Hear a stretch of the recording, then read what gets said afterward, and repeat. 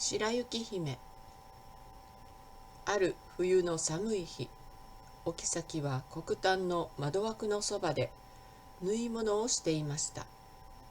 その時、ふと針で指をつついて血が3滴雪の上に滴り落ちました。白い雪の上の赤い血がとても美しかったので、お妃は思いました。雪のように白く、頬は血のように赤く、髪は黒炭のように黒い女の子があればどんなにいいでしょう。それから間もなくお妃は女の子を産みました。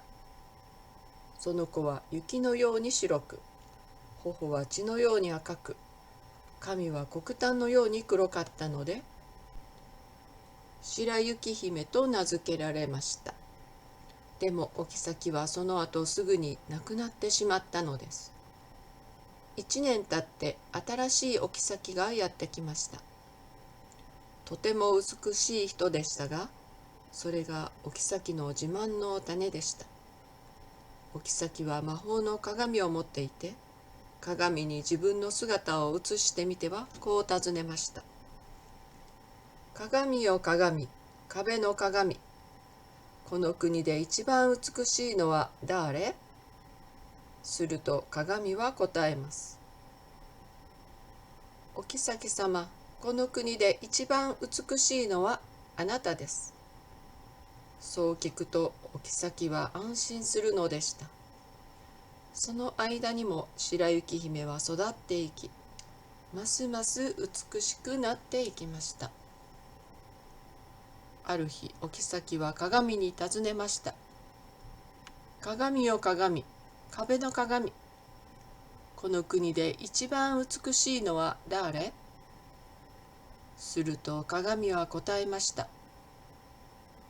お妃様、ここで一番美しいのはあなたです。でも白雪姫はあなたの1000倍も美しい。お妃は驚きと悔しさで真っ青になりました。それからというもの、白雪姫を見るたびに腹渡が煮えくり返りそうになりました。そのくらい白雪姫が憎かったのです。とうとうお妃は狩人を呼んで言いました。白雪姫を森へ連れて行って殺しておしまい。そしてその印にあの子の灰と肝を持って帰るんだよ。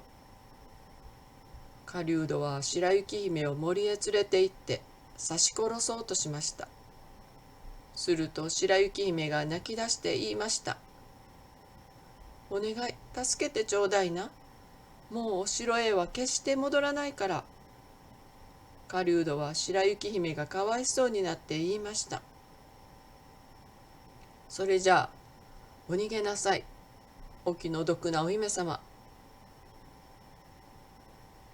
そこへイノシシの子が飛び出してきたので、狩人は刺し殺して、その灰と肝を持って帰りました。お妃はそれを茹でさせると、みんな食べてしまいました。森に一人残された白雪姫は心細くてたまりませんでした。白雪姫は森の中をヘトヘトになるまで歩き続けました。夕暮れになる頃、小さい家が見えたので、少し休ませてもらおうと中へ入りました。中のものはみんな小さくて可愛らしいものばかりでした。テーブルにはお皿が7枚にスプーンが7本、ナイフが7本にフォークが7本、それにコップも7つありました。壁際にはベッドが7つ並んでいます。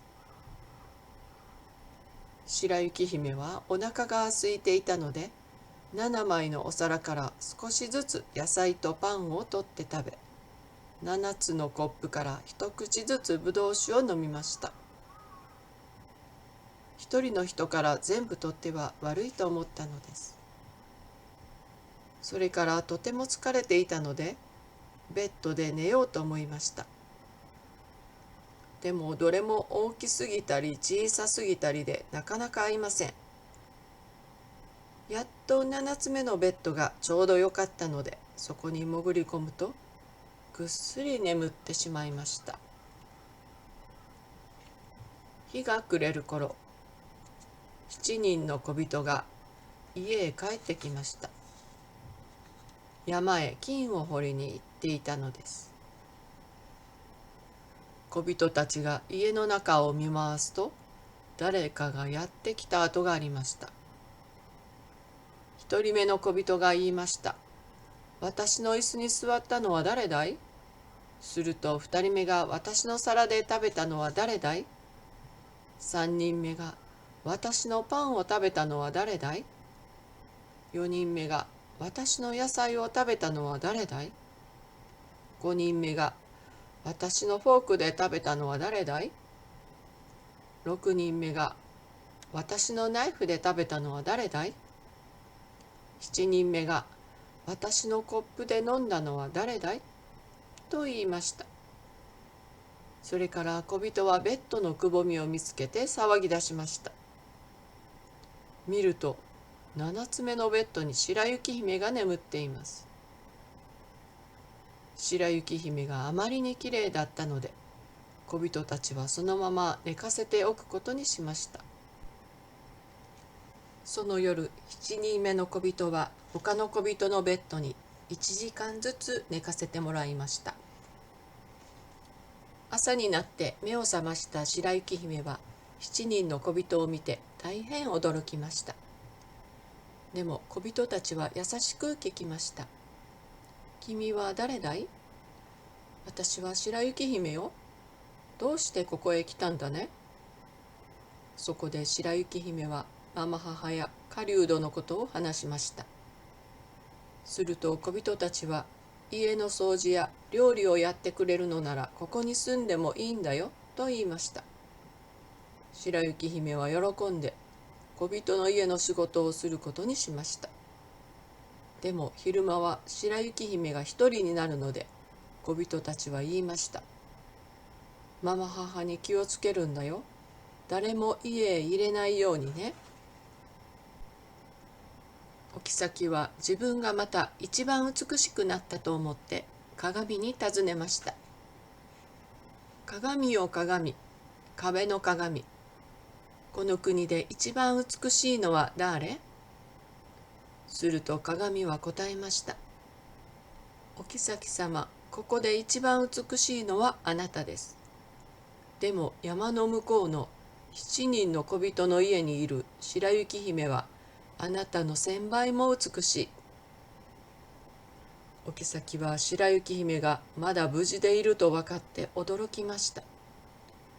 そして何とか殺してやろうとあれこれ考えました。とうとう悪巧みを思いつくと、お妃は小物売りのおばあさんに化けて7つの山を越え小人の家にやってきました。トントンと戸を叩くと、白雪姫が窓から外を覗きました。きれいな品物はいかがかな？おばあさんはそう言って色とりどりの絹糸で編んだ胸紐を見せました。白雪姫は安心して戸を開け、胸紐を一本買いました。するとおばあさんが言いました。どれ、私がちゃんと締めてあげようね。そして胸紐を力いっぱい締めたので、白雪姫は息ができなくなって床に倒れてしまいました。おばあさんは急いでそこから逃げ出しました。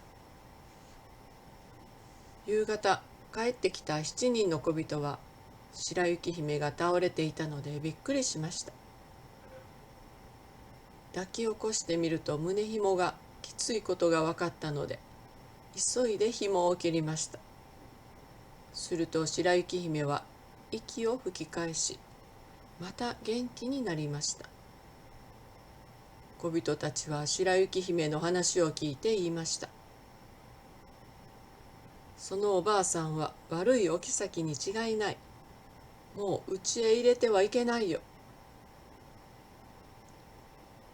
ところで悪いお妃はお城へ戻ると鏡に尋ねました。鏡よ鏡、壁の鏡、この国で一番美しいのは誰？すると鏡がまた答えました。お妃様、ここで一番美しいのはあなたです。でも山の向こうの7人の小人の家にいる白雪姫はあなたの1000倍も美しい。お妃は白雪姫が生き返ったのを知って本当に驚きました。そこで今度は毒を塗った櫛を作りました。お妃はまた別のおばあさんに化けると7つの山を越え小人たちの家へやってきました。そしてトントンと戸を叩いて言いました。きれいな品物はいかがかな？白雪姫は外を覗いて言いました。家へ入れてはいけないって言われているのよ。でも櫛を見ると欲しくなってとうとう戸を開けて買ってしまいました。どれ、私が髪をきれいに溶かしてあげようかね。おばあさんがそう言って櫛を髪に刺した途端、毒が回って白雪姫は床に倒れてしまいました。おばあさんは急いで逃げていきました。夕暮れになると7人の小人が帰ってきました。見ると白雪姫が倒れています。小人たちはまたお妃の仕業だと思ってよく調べてみました。すると毒を塗った櫛が見つかったのですぐに櫛を抜きました。途端に白雪姫は気がついたのです。小人たちは白雪姫にくれぐれも用心をして誰も家へ入れないようにと言いました。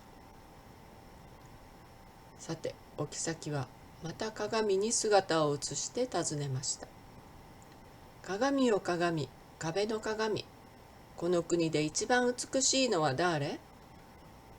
すると鏡が前と同じように答えました。お妃様、ここで一番美しいのはあなたです。でも山の向こうの7人の小人の家にいる白雪姫はあなたの1000倍も美しい。お妃は腹を立ててブルブルと震え出しました。その後お妃は誰も知らない秘密の部屋に閉じこもって強い毒の入ったリンゴを作りました。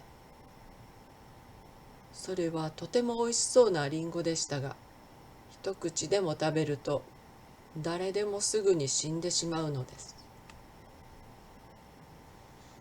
リンゴが出来上がるとお妃はお百姓のおばあさんの格好になりました。それから7つの山を越え小人たちの家へやってきました。トントンと戸を叩くと白雪姫が窓から顔を出しました。おばあさんは言いました。リンゴをみんなくれちまうところさ。お前さんにも一つあげよう。いらないわ、私何にももらってはいけないの。心配なのかい？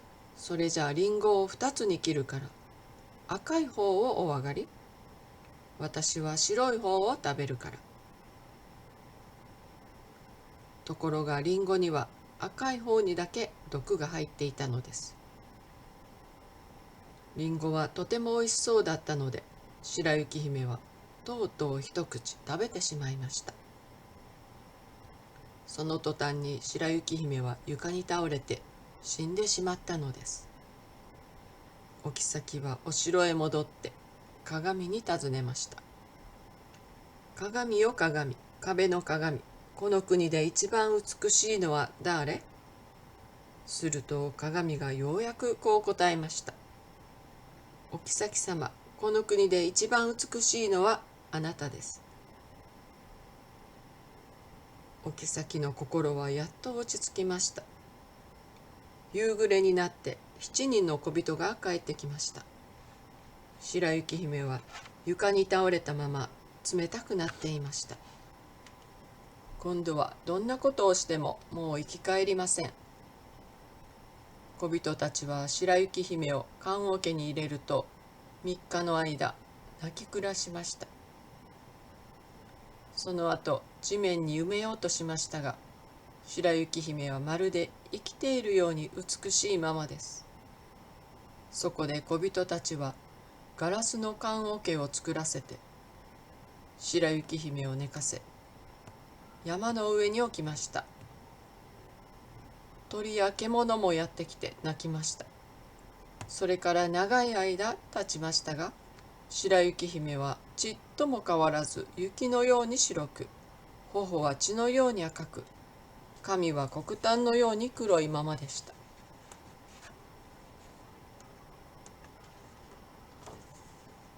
ある時、一人の王子が森へやってきて、山の上の棺桶を見つけ、美しい白雪姫にすっかり見とれてしまいました。